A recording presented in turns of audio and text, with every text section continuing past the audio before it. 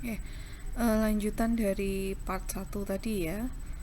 Untuk aplikasi biostatistik eh, dalam bidang kesehatan diantaranya adalah mengukur peristiwa-peristiwa penting atau vital event yang terjadi dalam masyarakat. Jadi kita tahu pada saat ini ya ada pandemik COVID-19, sehingga ini adalah peristiwa penting yang ada di Indonesia, dan itu juga menggunakan penghitungannya melalui statistika. Kita tahu yang sembuh berapa, kita tahu yang meninggal berapa, kemudian ada penambahan yang positif COVID berapa. Tentunya itu penghitungannya semuanya melalui statistika ya.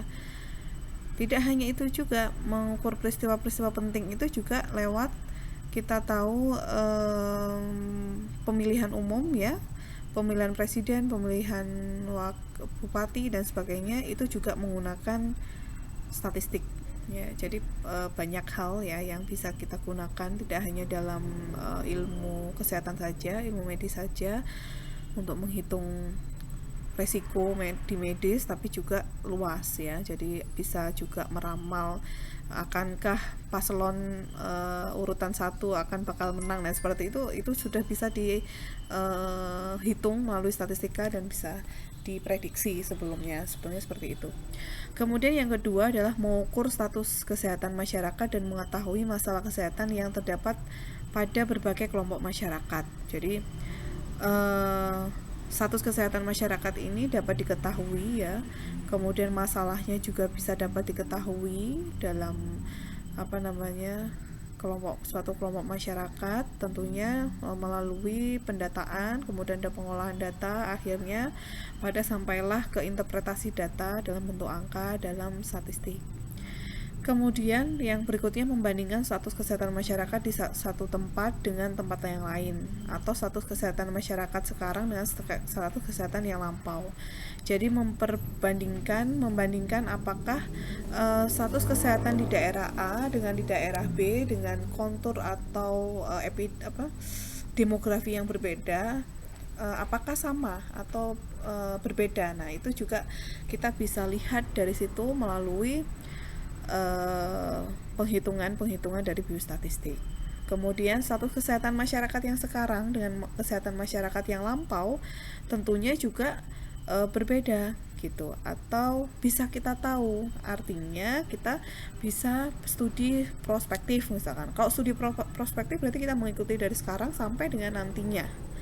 Kita bisa mengetahui status kesehatannya itu akan sama nggak dengan yang awal. Kalau misalkan keadaan di lingkungannya adalah paparan rokoknya banyak, maka kita bisa memprediksi atau kita bisa melihat status kesehatan yang akan datang ya, itu bisa mungkin terjadi bronkopneumonia dan sebagainya, kejadian-kejadian yang ditimbulkan akibat paparan-paparan yang sebelumnya ya.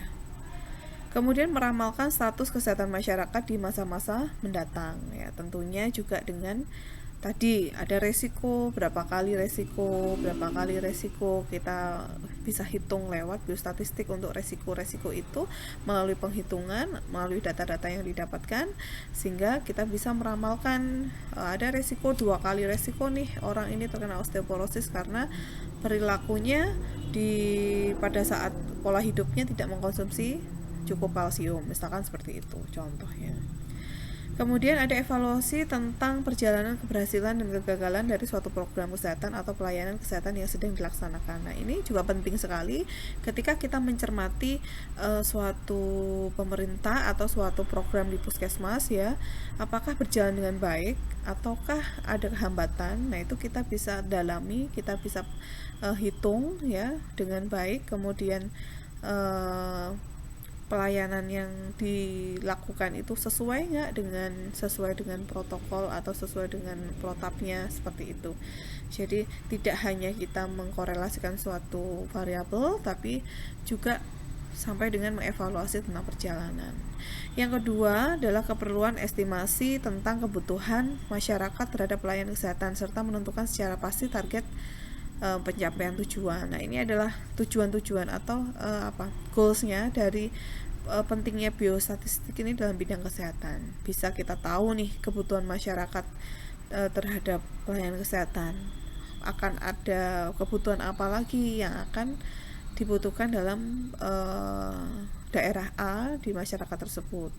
Kemudian yang berikutnya adalah keperluan penelitian terhadap masalah kesehatan, nah, KB, lingkungan hidup dan lain-lain. Kemungkinan kita berada di sini nih, kepentingan untuk penelitian. Nah, kita butuh sekali biostatistik untuk penelitian kita, penelitian kesehatan kita ya. Kita tahu, nanti saya share untuk topik-topiknya ya, silakan nanti bisa tahu ya apa penelitian saya dan bagaimana nanti rancangan dan sebagainya, sambil kita jalan, sambil kita tahu.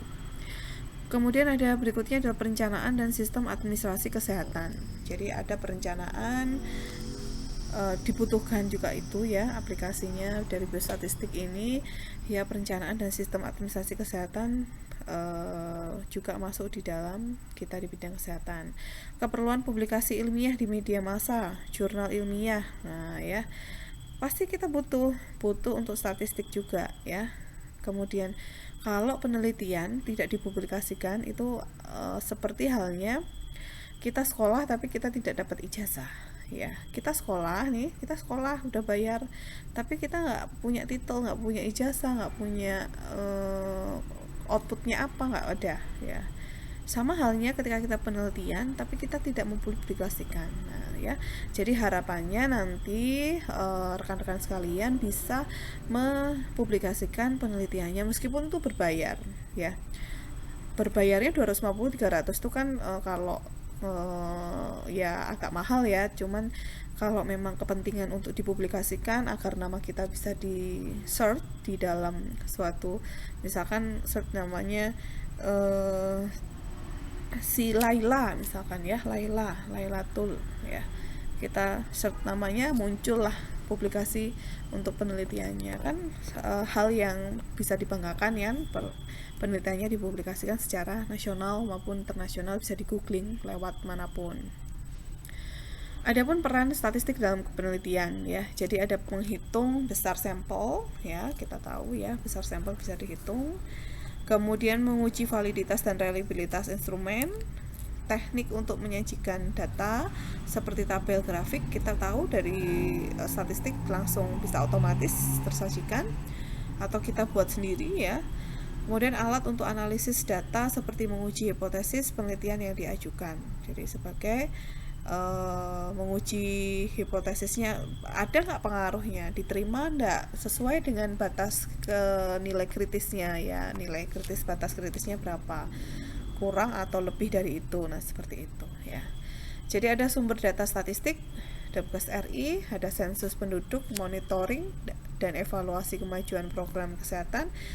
Ini sumber data statistik ya, termasuk dari sensus penduduk ya, ini bisa dijadikan acuannya. Intercensal population survey, estimasi jumlah penduduk, angka kelahiran, angka kematian, bisa data bisa tersaji di situ, kita bisa tahu. Atau ada di National Socio-Economy Survey, data-data kegiatan sosioekonomi, status kesehatan, angka fertilitas, lingkungan hidup dan lain-lain.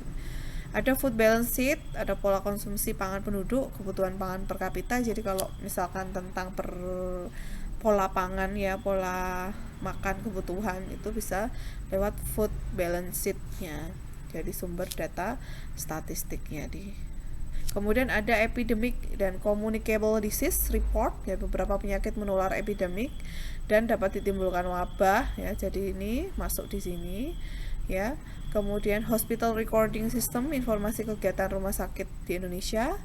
Health manpower recording and reporting system, data jumlah tenaga kesehatannya berapa, jumlah sekolah kesehatannya dan muridnya berapa ya. Jadi ada datanya di situ. Atau consortium of health sciences, data jumlah fakultas kedokteran dan sebagainya ya.